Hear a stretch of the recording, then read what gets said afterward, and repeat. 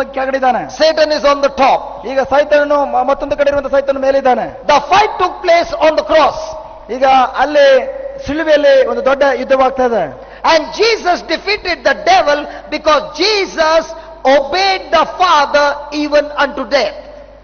ಅಲ್ಲಿ ಯೇಸು ಸೈತಾನನ ಸಂಪೂರ್ಣವಾಗಿ ಸೋಲಿಸಿದರು. ಏಕೆಂದರೆ ಅವರು ಆ ಕಡೆಯ ನಿಮಿಷದವರೆಗೂ ದೇವರಿಗೆ ವಿಧೇಯರಾಗಿ ನಡೆದರು. The fight was not life and death.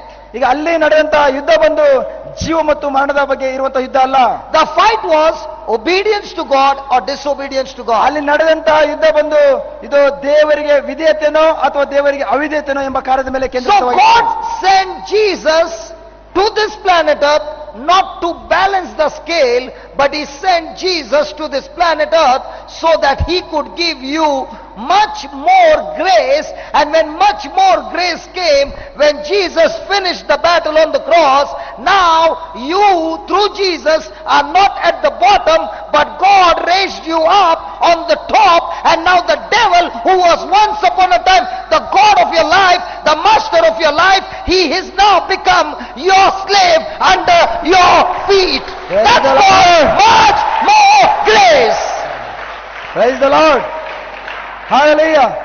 Did you understand? ಪ್ರಿಯರೇ, ಅಲ್ಲಿ ಯೇಸು ಸ್ವಾಮಿಯನ್ನ ದೇವರು ಈ ಲೋಕಕ್ಕೆ ಕಳಿಸಿದ್ದು ಇದು ನಾವು ಕೆಳಗಡೆ ಇರುವಂತಹ ನಮ್ಮನ್ನ ಸೈತನ ಮೇಲೆ ಇರುವಂತಹ ಕಾರ್ಯವನ್ನ ಆದಮನ ಪಾಪದ ನಿಮಿತ್ತವಾಗಿ ಆದಂತಹ ಈ ಒಂದು ವ್ಯತ್ಯಾಸವನ್ನ ಸಮತಟ್ಟಾಗಿ ಕಾಯುವುದಕ್ಕಲ್ಲ, ಪ್ರಭು ಯೇಸುವನ ಈ ಲೋಕಕ್ಕೆ ಕಳಿಸಿದ್ದು ಇದು ಕೆಳಗಡೆ ಇರುವಂತಹ ನಮ್ಮನ್ನ ದೇವರ ಕೃಪೆಯಿಂದ ಹೇರಳವಾದ ಕೃಪೆಯಿಂದ ಕೆಳಗಡೆ ಇರುವಂತಹ ನಮ್ಮನ್ನ ಸಂಪೂರ್ಣವಾಗಿ ಪುನರುತ್ಥಾನಗೊಳಿಸಿ ಮೇಲೆ ಕರೆದುಕೊಂಡು ಹೋಗಿ ಸೈತಾನನ ಸಂಪೂರ್ಣ ಕೆಳಗೆ ನಿಲ್ಲಿಸಿ, ಸೈತಾನನು ಈಗ ಅದಕ್ಕಾಗಿ ನಾವು ಹೇಳ್ತೇವೆ ಸೈತಾನನು ನಮ್ಮೆಲ್ಲರ ಪಾದದ ಅಡಿಯಲ್ಲಿ ಇದ್ದಾನೆ ಎಂಬುದಾಗಿ. Father, he is under my feet. ಸಂಪೂರ್ಣವಾಗಿ ಈಗ ಅವನು ನಮ್ಮ ಪಾದದಲ್ಲಿ ಅಡಿಯಲ್ಲಿ ಇದ್ದಾನೆ. ಪ್ರಿಯರೇ, You look sad. Why?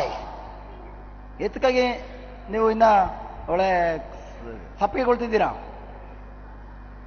Praise the Lord. Praise the Lord. Praise the Lord. Praise the Lord. That is why you find when you speak the name of Jesus, demons come out. Why?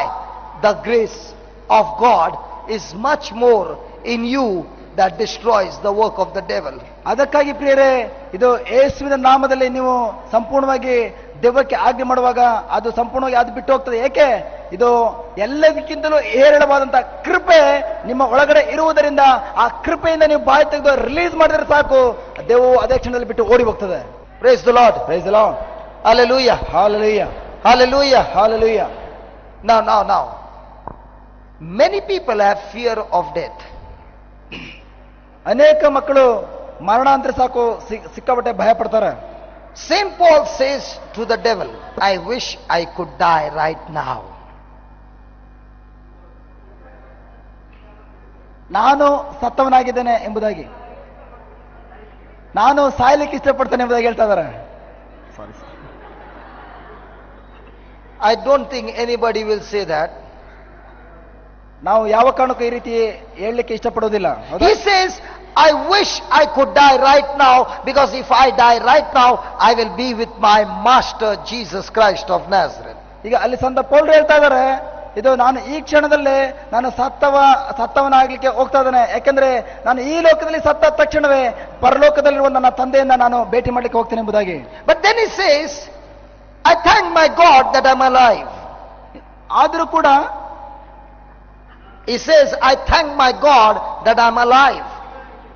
ನಾನು ಈ ಲೋಕದಲ್ಲಿ ಜೀವಂತವಾಗಿ ಇರುವುದಕ್ಕಾಗಿ ಕೂಡ ನಾನು ದೇವರಿಗೆ ವಂದನೆಗಳನ್ನು ಸಲ್ಲಿಸ್ತೇನೆ. In other words, he's saying, because I'm alive, I can go on preaching the word of God, and more people are coming to the kingdom of God. ಏಕೆಂದ್ರೆ ನಾನು ಈ ಲೋಕದಲ್ಲಿ ಇರುವಾಗಲೂ ಜೀವಂತವಾಗಿರುವಾಗಲೂ ಕೂಡ ನಾನು ದೇವರಿಗೆ ಸ್ತೋತ್ರ ಸಲ್ಲಿಸ್ತೇನೆ. ಏಕೆಂದ್ರೆ ನಾನು ಜೀವಂತವಾಗಿರುವಾಗ ಲೋಕದ ಎಲ್ಲಾ ಕಡೆಗಳಲ್ಲಿ ಹೋಗಿ ದೇವರ ವಾಕ್ಯದಿರುವ ಸತ್ಯವನ್ನ ಪ್ರಚುರಪಡಿಸಿ ಅನೇಕ ಮಕ್ಕಳನ್ನ ದೇವರ ಸಾಮ್ರಾಜ್ಯದ ಕಡೆಗೆ ಕರ್ಕೊಂಡು ಬರ್ತೇನೆ. ಅದಕ್ಕೆ So in other words, he's telling the devil, ಈಗ ಮತ್ತೊಂದು ರೀತಿಯಲ್ಲಿ ಹೇಳುವುದಾದ್ರೆ ಇಲ್ಲಿ ಸಂತ ಪೌಲರು ಸೈತಾನಿಗೆ ಹೇಳ್ತಾ ಇದ್ದಾರೆ, listen devil, ಗಮನ ಕೊಟ್ಟು ಕೇಳು ಸೈತಾನನೇ, if I live, I destroy your work. ನಾನು ಏನಾದ್ರೂ ಇಲ್ಲಿ ಜೀವಂತವಾಗಿದ್ರೆ ನಿನ್ನ ಎಲ್ಲಾ ಕಾರ್ಯಗಳನ್ನು ಸಂಪೂರ್ಣವಾಗಿ ಸರ್ವನಾಶ ಮಾಡ್ತಾನೆ. And if you decide to kill me, ನೀನೇನಾದ್ರೂ ನನ್ನನ್ನು ಸಾಯಿಸಬೇಕೆಂಬುದಾಗಿ ಯೋಜನೆ ಹಾಕಿಕೊಂಡಿದ್ರೆ, even though you kill me, I cannot be your slave and you cannot make me your slave, because I go to be with my master, because through Jesus Christ I have received heaven as my eternal home. ಈಗ ನೀನೇನಾದ್ರೂ ಈ ರೀತಿ ಒಂದು ಯೋಜನೆ ಹಾಕಿಕೊಂಡಿದ್ರೆ, ನನ್ನನ್ನು ಸಾಯಿಸಬೇಕೆಂಬುದಾಗಿ ಯೋಜನೆ ಹಾಕಿಕೊಂಡಿದ್ರೆ, ಅದಕ್ಕೂ ನಾನು ಯಾವ ಕಡೆ ಚಿಂತೆ ಮಾಡಲ್ಲ. ಯಾಕೆಂದ್ರೆ ನೀನ್ ತಿಳ್ಕೊಳ್ಬಹುದು, ನೀನ್ ಸತ್ತೋದ್ರೆ ನನ್ನ ಪಾದದ ಕೆಳಗಡೆ ಬರ್ತಾ ಎಂಬುದಾಗಿ. ಆದ್ರೆ ನಾನು ಅದೇ ಸತ್ತ ತಕ್ಷಣವೇ ಯೇಸುವಿನ ಮುಖಾಂತರ ನನ್ನ ತಂದೆ ಬಳಿಗೆ ಹೋಗ್ತೇನೆ. ಆಗಲೂ ಕೂಡ ನೀನು ನನ್ನ ಪಾದ ಅಡಿಯಲೇ ಇರ್ತೀಯ. So devil, praise the Lord. Praise the Lord. So devil, if you want to kill me, go ahead and kill me. I go home fast. And if you don't kill me, I still stay behind and I destroy your work. So in any way, I always win. ಈಗ ಇಲ್ಲಿ ಸಂತ ಪೌಲರು ಹೇಳುವ ರೀತಿಯಲ್ಲಿ ಪ್ರಿಯರೇ, ಸೈತಾನನೇ ನೀನು ನನ್ನನ್ನು ಸಂಪೂರ್ಣವಾಗಿ ಸಾಯಿಸಬೇಕಾ? ಸಾಯಿಸೋ, ನನಗೆ ಅದ್ರ ಬಗ್ಗೆ ಚಿಂತೆ ಇಲ್ಲ. ನಾನು ಹೋಗಿ ಅದರ ಮೂಲಕ ತಂದೆಯ ಬಳಿಗೆ ನಾನು ಹೋಗಿ ತಂದೆಯಲ್ಲಿ ಸದಾಕಾಲ ನಿತ್ಯ ಜೀವನ ಪಡ್ಕೊಳ್ತೇನೆ. ನೀನು ನನ್ನನ್ನು ಸಾಯಿಸೋದಿಲ್ವಾ, ನನ್ನ ಮುಟ್ಟೋದಿಲ್ವಾ? ನಾನಂತೂ ಖಂಡಿತವಾಗಿ ಒಂದು ಕಾರ್ಯ ನಿನಗೆ ಮಾಡ್ತೇನೆ. ನಿನ್ನನ್ನು ಸಂಪೂರ್ಣವಾಗಿ ನಿನ್ನ ಸಾಮ್ರಾಜ್ಯವನ್ನ ಸರ್ವನಾಶ ಮಾಡುವ ತನಕ ನಿನ್ನನ್ನು ಬಿಡುವುದಿಲ್ಲ ಎಂಬುದಾಗಿ. Praise the Lord. Praise the Lord. Praise the Lord. Praise the Lord. And that is why when Jesus died on the cross, he cancelled the power of death over our life. Now when we die, we never die. We leave our dust behind from where we came. We leave our coat behind. Just as you got clothes, in the same way we got an earth suit called the body. We just leave the body here and we go to live with a master for all eternity. So death, where are you? You have no power over me. If I live, I destroy your work. If I die, I still win. You cannot make me a slave, because Jesus said on the cross, you spirit of death, you have no more power. I have destroyed you. It is finished. Praise the Lord. Hallelujah. ಯಾವಾಗ ಯೇಸುಸ್ವಾಮಿ ಶಿಲುಬೆಯಲ್ಲಿ ಇದೆಲ್ಲ ಮುಗಿಯಿತು ಎಂಬುದಾಗಿ ಹೇಳಿದ್ರು, ಅದೇ ಕ್ಷಣ ಇದು ಮರಣದ ಅಧಿಕಾರಿಯಾದಂತಹ ಮರಣವನ್ನು ತರುತ್ತಿದ್ದ ಸೈತಾನನನ್ನು ಸಂಪೂರ್ಣವಾಗಿ ಶಿಲುಬೆಯಲ್ಲಿ ಜಡಿದ್ರು ಪ್ರಿಯರೇ. ಅಂದ್ರೆ ಇದು ನಾವು ಯಾವ ಕಾರಣಕ್ಕೂ ಅಂದಿನಿಂದ ನಾವು ಮರಣವನ್ನು ಅಪ್ಪಿದ್ರು ಕೂಡ ನಾವು ಯಾವ ಕಾರಣಕ್ಕೂ ಸೈತಾನ ಗುಲಾಮಗಿರಿಗೆ ಹೋಗುವುದಿಲ್ಲ. ಬದಲಾಗಿ ಆ ಮರಣವು ನನ್ನ ತಂದೆಯ ಬಳಿಗೆ ಆದಷ್ಟು ಬೇಗ ಹೋಗ್ಲಿಕ್ಕೆ ಬೇಕಾದಂತಹ ಒಂದು ಹಾದಿಯನ್ನು ಏರ್ಪಡಿಸ್ತದೆ. ಅಲ್ಲಿ ಹೋಗಿ ನನ್ನ ತಂದೆಯ ಬಳಿಯಲ್ಲಿ ಸದಾಕಾಲ ನಿತ್ಯ ಜೀವನ ಪಡ್ಕೊಳ್ತಾನೆ. ಆದರೆ ನಾನು ಈ ಲೋಕದಲ್ಲಿ ಇರುವಾಗಲೂ ನೀ ನನ್ನ ಮರಣವನ್ನ ಅಪ್ಪಿಸಲಿಲ್ವಾ, ನೀ ನನಗೆ ತೊಂದರೆ ಕೊಡ್ಲಿಲ್ವಾ, ನೀ ನನ್ನ ಸಾಯಿಸಲಿಲ್ವಾ? ಆದ್ರಂತೂ ಒಂದಂತೂ ಖಂಡಿತ, ನಿನ್ನ ಎಲ್ಲಾ ಕಾರ್ಯಗಳನ್ನ, ನಿನ್ನೆಲ್ಲ ಸಾಮ್ರಾಜ್ಯವನ್ನ ಸಂಪೂರ್ಣವಾಗಿ ಸರ್ವನಾಶ ಮಾಡುವಂತ ಕಾರ್ಯವನ್ನ ನಾನು ಇನ್ನೂ ಮುನ್ನಡೆಸ್ಕೊಂಡು ಹೋಗ್ತೇನೆ. ನೀನು ಮರಣ, ಅದಕ್ಕಾಗಿ ನಾವು ಹೇಳಬೇಕು, ಮರಣವೇ ನಿನ್ನ ವಿಷಕೊಂಡಿ ಎಲ್ಲಿ, ನಿನಗೆ ನನ್ನ ಮೇಲೆ ಯಾವ ಅಧಿಕಾರವಿಲ್ಲ. ಏಕೆಂದರೆ ನಾವು ಮರಣನ ಅಪ್ಪುವಾಗ ಪ್ರಿಯರೇ, ಮಣ್ಣಿನಿಂದ ಬಂದಂತ ಈ ಶರೀರ, ಮಣ್ಣಿನಿಂದ ಆದಂತ ಈ ಶರೀರವನ್ನ ಮಣ್ಣಿಗೆ ಬಿಟ್ಟು ಹೋಗ್ತವೆ. ಅಂದ್ರೆ ಮೈ ಮೇಲಿರುವಂತ ಈ ಬಟ್ಟೆ ಯಾವ ರೀತಿ ನಾವು ತೆಗೆದಾಕ್ದಾಗ ಅದು ಬಿಟ್ಟು ಹೋಗ್ತದೋ, ಅದೇ ರೀತಿ ಮಣ್ಣಿನಿಂದ ಆದಂತ ಶರೀರವನ್ನ ಮಣ್ಣಿಗೆ ತಲುಪಿಸಿ ಇಡೀ ನನ್ನ ಆತ್ಮವನ್ನ ಆತ್ಮ ಸ್ವರೂಪಿಯಾಗಿ ದೇವರ ಮುಂದೆ ಸದಾಕಾಲ ಆನಂದದೊಂದಿಗೆ ದೇವದೂತರ ಮಧ್ಯದಲ್ಲಿ ನಾನು ಸಂತೋಷ ಪಡ್ಲಿಕ್ಕಾಗಿ ನಾನು ಹೋಗ್ತಾ ಇದ್ದೇನೆ ತಂದೆ ಮನೆಗೆ. Hallelujah. Hallelujah. So next time the devil says you are going to die, are you going to be scared? ಈಗ ಮುಂದೆ ಏನಾದ್ರೂ ಯಾವಾಗ್ಲಾದ್ರೂ ಸೈತಾನು ನೀನು ಸತ್ತೋಗ್ಲಿಕ್ಕೆ ಹೋಗ್ತಾ ಇದೆಯಾ, ನಿನಗೆ ಮರಣ ಹತ್ತತ್ರ ಬರ್ತದೆ ಎಂಬುದಾಗಿ ಹೇಳುವಾಗ ನೀವೇನಾದ್ರೂ ಭಯ ಪಡ್ಬೇಕಾ? Praise the Lord. Praise the Lord. This happened about 10 years back. ಇದು ಸುಮಾರು 10 ವರ್ಷಗಳ ಹಿಂದೆ ನಡೆದಂತ ಒಂದು ಕಾರ್ಯ. I want to share a testimony so that you understand what I'm saying. ಈಗ ಒಂದು ಸಾಕ್ಷಿ ನಿಮಗೆ ಹೇಳ್ತೇವೆ, ಆಗ ನಿಮಗೆ ಗೊತ್ತಾಗ್ತದೆ ನಾವು ಏನನ್ನ ಹೇಳ್ತೇವೆ ಎಂಬುದಾಗಿ. I'm 12 years old and 10 years back I came to know that an African lady had come to Bombay and she was suffering from cancer. ಈಗ ಆ ಸಂದರ್ಭದಲ್ಲಿ ಆಫ್ರಿಕಾದಿಂದ ಒಂದು ಹೆಂಗಸು ಬಂದಿದ್ರು. ಅವರು ಕ್ಯಾನ್ಸರ್ ರೋಗದಿಂದ ನರಳುವಂತಹ ಒಂದು ಸಹೋದರಿಯಾಗಿದ್ರು. I went to meet her because I wanted to go and pray for her that she be healed of cancer. ಈ ಆ ಕ್ಷಣದಲ್ಲಿ ಇವರು ಆ ಸಹೋದರಿಯನ್ನ ಇದು ಹೋಗಿ ಭೇಟಿ ಮಾಡ್ಲಿಕ್ಕೆ ಹೋಗಿದ್ರು, ಏಕೆಂದ್ರೆ ಆ ಮಗಳಿಗಾಗಿ ಆ ಕ್ಯಾನ್ಸರ್ ರೋಗಕ್ಕಾಗಿ ಪ್ರಾರ್ಥನೆ ಮಾಡುವುದಕ್ಕಾಗಿ. So I went to meet her and I said, can I pray for cancer? ಆಗ ಆ ಸಂದರ್ಭದಲ್ಲಿ ಈ ಅವರನ್ನ ಭೇಟಿ ಮಾಡಿದ ತಕ್ಷಣ ನಮ್ಮ ಸಹೋದರಿ ಹೇಳಿದ್ರು, ನಾನು ನಿಮಗಾಗಿ ಕ್ಯಾನ್ಸರ್ ರೋಗಕ್ಕಾಗಿ ಪ್ರಾರ್ಥನೆ ಮಾಡೋಣವಾ? And she said, before you can pray for me, I want to ask you a few questions. ಆಗ ನಾ ಆ ಸಹೋದರಿ ಕೇಳಿದ, ಆ ಸಹೋದರಿ ಈ ರೀತಿ ಇವರಲ್ಲಿ ಕೇಳಿದ್ರು, ನೀವು ನನಗಾಗಿ ಪ್ರಾರ್ಥನೆ ಮಾಡುವುದಕ್ಕೆ ಮುಂಚಿತವಾಗಿ ನಾನು ನಿಮ್ಮಲ್ಲಿ ಕೆಲವೊಂದು ಪ್ರಶ್ನೆಯನ್ನ ಕೇಳಲಿಕ್ಕೆ ಇಷ್ಟಪಡ್ತೇನೆ. So she asked me, young man, are you healthy?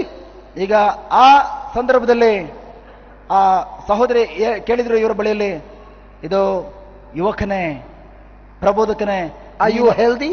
ನೀನು ಆರೋಗ್ಯವಾಗಿದ್ದೀಯಾ? I said, yes, I'm healthy. ಆಗ ಇವರು ಹೇಳಿದ್ರು, ಹೌದು, ನಾನು ಆರೋಗ್ಯವಾಗಿದ್ದೇನೆ. Now, do you have a guarantee that you are going to live tomorrow?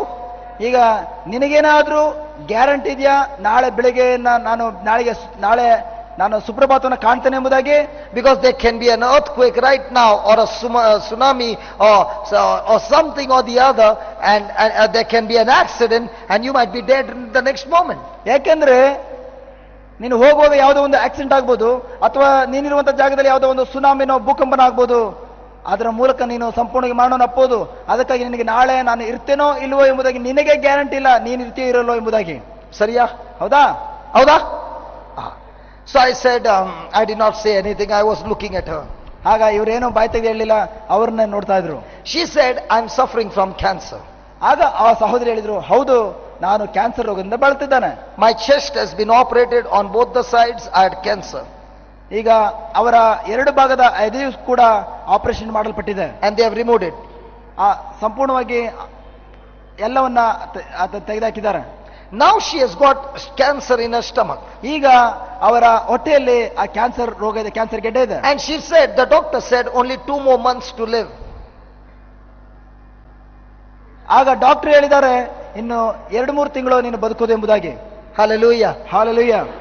And she said, I know 100% sure after 2 months I'm going to die. ಈಗ doctor ಹೇಳಿದ್ರು, ಇದು ಇವಳಿಗೆ, ಈ ಸಹೋದರಿಗೆ ನೀನು 2 ತಿಂಗಳು ಮಾತ್ರ ಬದುಕಲಿಕ್ಕಾಗಿ ಸಾಧ್ಯ ಎಂಬುದಾಗಿ. ಆಗ ಆ ಸಹೋದರಿ ಹೇಳಿದ್ರು, ಹೌದು, ನನಗೆ ಗೊತ್ತು, ಇನ್ನು 2 ತಿಂಗಳಾದ್ರೂ ನನ್ನ ಗ್ಯಾರಂಟಿಗೆ ಈ ಲೋಕದಲ್ಲಿ ಬದುಕಿ 2 ತಿಂಗಳು ಆದ್ಮೇಲೆ ನಾನು ಪರಲೋಕಕ್ಕೆ ಹೋಗ್ತೇನೆ. Do you know why I came to India? ಈಗ ನಾನು ಎತ್ತಕ್ಕೆ ಗೊತ್ತಾ ಭಾರತ ದೇಶಕ್ಕೆ ಬಂದಿದ್ದೇನೆ? I did not come for any treatment.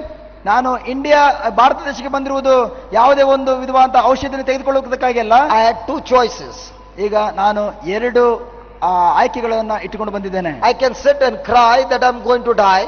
ಈಗ ನಾನು ಕುಳಿತುಕೊಂಡು ಕಣ್ಣೀರಿಡ್ತಾ, ನಾನೇನೋ ಒಂದು ಮೂಲೆಯಲ್ಲಿ ಕುಳಿತುಕೊಂಡು ಕಣ್ಣೀರಿಡೋದಾದ್ರೆ ನಾನು ಸಾಯ್ಲಿಕ್ಕೆ ಹೋಗ್ತಾ ಇದ್ದೇನೆ. Or else I can go from place to place and tell them how great and mighty my God is. ಇನ್ನೊಂದು ಆಯ್ಕೆ ಇದೆ, ಅದೇನೆಂದ್ರೆ ಆ 2 ತಿಂಗಳ ತನಕ ಆದ್ರೂ ನಾನು ಎಲ್ಲಾ ಕಡೆಗಳಲ್ಲೂ ಹೋಗಿ, ಇದು ದೇವರು ನನ್ನ ಆ ಪರಿಶುದ್ಧ ಕರ್ತನೆ, ಎಂತ ಮಹಾನತ ದೇವನು, ಎಂತ ಅದ್ಭುತಗಳನ್ನು ಮಾಡುವಂತ ದೇವನು ಎಂಬುದಾಗಿ ಜನರಿಗೆ ನಾನು ಹೇಳ್ತೇನೆ. You know, the devil is eating the dust that is my body. ಈಗ ನಿನಗೆ ಗೊತ್ತಾ, ಸೈತಾನನು ನನ್ನ ಈ ಧೂಳಾಗುವಂತ ಈ ಶರೀರವನ್ನು ಮಾತ್ರ ಅವನು ಕಬಳಿಸಬಹುದು. But he cannot eat my spirit. ಆದರೆ ಅವನು ಯಾವ ಕಾರಣಕ್ಕೂ ನನ್ನ ಆತ್ಮವನ್ನ ತಿನ್ನಲಿಕ್ಕೆ, ಆತ್ಮವನ್ನು ಕಬಳಿಸಲಿಕ್ಕೆ ಸಾಧ್ಯ ಇಲ್ಲ. So I'm telling the devil, go and have your way. If I live, I preach the gospel. If I die, I go to the Lord. In any way, I have nothing to cry about. I am always a winner. Praise the Lord. ಅದಕ್ಕಾಗಿ ಸಹೋದರಿ ಹೇಳ್ತಾ ಇದ್ದಾರೆ, ಪ್ರಿಯರೇ, ಆ ಸಹೋದರಿ ಹೇಳ್ತಾ ಇದ್ದಾರೆ ಸೈತಾನನಿಗೆ, ಸೈತಾನನೇ, ನೀನು ನನ್ನನ್ನು ಸಂಪೂರ್ಣವಾಗಿ ಇದು ಮರಣಕ್ಕೆ ತುತ್ತು ಮಾಡ್ತೀಯಾ, ಪರವಾಗಿಲ್ಲ, ನೀನು ಏನು ಬೇಕಾದ್ರೂ ಮಾಡ್ಕೋ, ಆ ಮರಣಕ್ಕೆ ತುತ್ತಾಗ್ತೀನ, ನಾನು ಹೋಗಿ ನನ್ನ ತಂದೆಯ ಬಳಿಯಲ್ಲಿ ನಾನು ಆನಂದದೊಂದಿಗಿರ್ತೇನೆ. ಅಥವಾ ನೀನು ಮರಣಕ್ಕೆ ತುತ್ತು ಮಾಡೋದಿಲ್ವಾ, ನಾನು ಎಲ್ಲಿಯ ತನಕ ಈ ಲೋಕದಲ್ಲಿ ಜೀವಂತವಾಗಿರ್ತೇನೋ ಅಲ್ಲಿಯ ತನಕ ನಾನು ದೇವರ ವಾಕ್ಯಗಳನ್ನ ಪ್ರಚುರಪಡಿಸುವಂತಹ ಮಗಳಾಗಿದ್ದೇನೆ. I had gone there, praise the Lord. Praise the Lord. Praise the Lord. Praise the Lord. I had gone there to pray for her. I had gone there to pray for her. ಇವರು ಹೋಗಿದ್ದು ಅಲ್ಲಿ ಪ್ರಾರ್ಥನೆ ಮಾಡ್ಲಿಕ್ಕಾಗಿ. But when I saw what she was saying, I said, can you teach me from the Bible and make her pray for me that I should never have fear of death.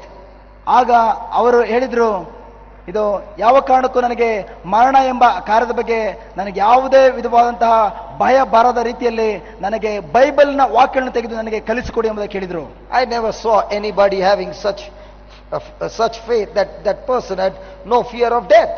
ಈಗ ಆ ರೀತಿಯ ಒಂದು ಸಹೋದರಿಯನ್ನು ನಾನು ಯಾವ ಕಾರಣಕ್ಕೂ ನೋಡ್ಲಿಕ್ಕೆ ಸಾಧ್ಯ ಇಲ್ಲ. ಯಾಕಂದ್ರೆ